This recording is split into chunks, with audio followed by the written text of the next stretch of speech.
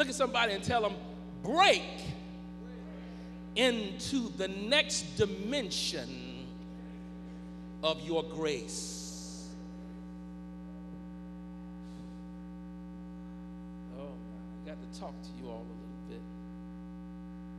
It is a known fact that God many times uses adversity to bring greatness.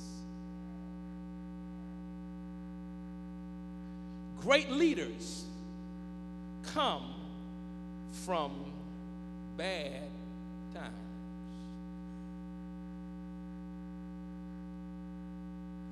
And I need to share this with somebody. Just because an area of your life is not working, it does not mean that you don't have the grace for it.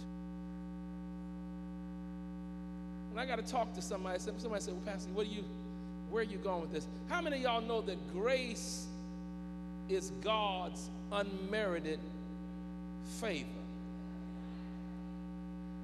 And I need to really emphasize the depth, because each of us that are sitting under the sound of my voice right now are operating in a dimension of God's grace. Somebody said, Pastor, where are you? What are you talking about? Let me hit you over the head with something. Grace can be a thorn in your life. And the one thing that I know for a fact is nothing will teach you to pray like trouble. That's why some of us always got trouble, because God is trying to build up a prayer life in us that was already there, but we just didn't know it was there until we had some trouble.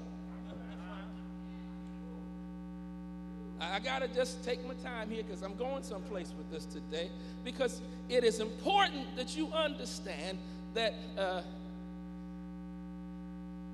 you might be sitting under the sound of my voice today and be unemployed.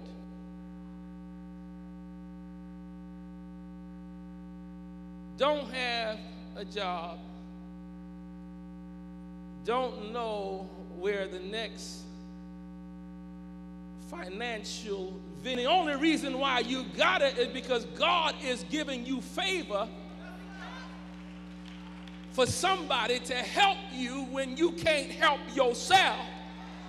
So you already have a dimension of God's grace, because you're being provided for through God's resources and not your own.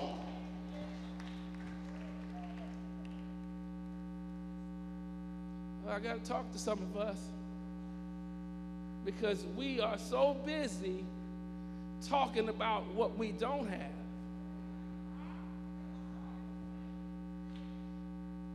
Complaining to people about what we need. And every day God provides for us. You are not outdoors. You are not without food in your Frigidaire. You got clothes on your back. You were still able to get your hair done. You were still able to cut your own nails.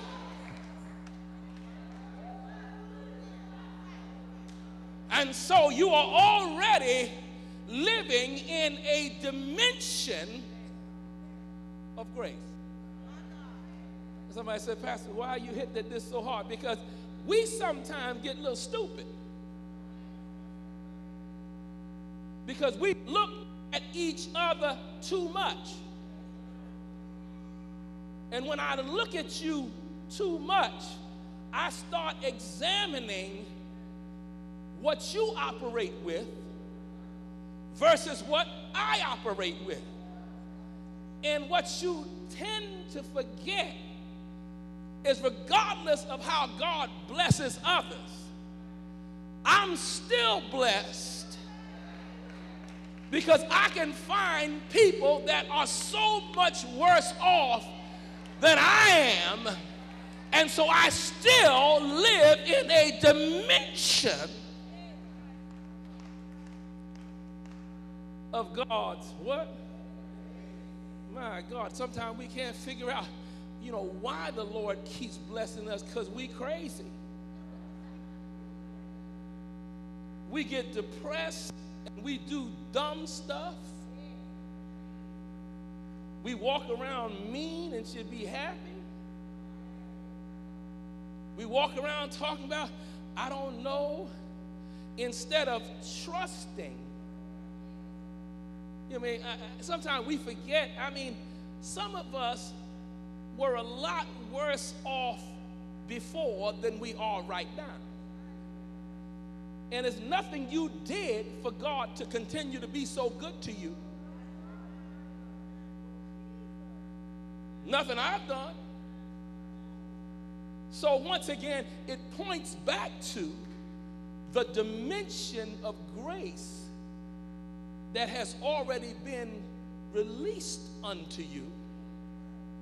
And what we have to do is we have to understand whatever dimension of grace that I'm in, I need to be pouring out to God how thankful I am and how appreciative I am.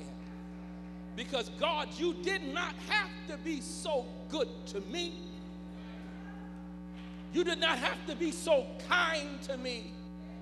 You didn't have to give me all this favor. Oh, I'm going somewhere with this.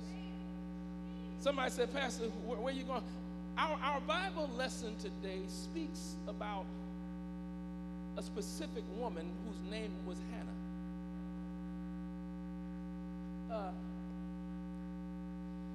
Hannah has this dimension of grace that I need to discuss with you. First and foremost, the issue is Hannah is barren. She has a husband that loves her. But in their loving relationship, there is no reproduction. And I have to say that one of the ultimate concepts in life is that through love, there's supposed to be reproduction. There's supposed to be some kind of fruitfulness. There's supposed to be some bearing of fruit.